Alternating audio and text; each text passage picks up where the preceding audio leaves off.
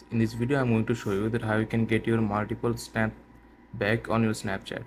So let's jump into the video. What you need to do first, you have to open up your Snapchat. Then you have to go to on your profile. So after doing so, you have to click on settings option right here. Then you have to scroll all over the down and you have to find out the option called I need help. Okay, just like this, help center. So after doing so, you have to click on this search option and you have to type for multi snap.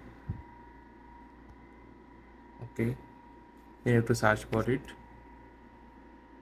So after doing so, you have to click on this how do I use multi snap. Then you have to read all of this.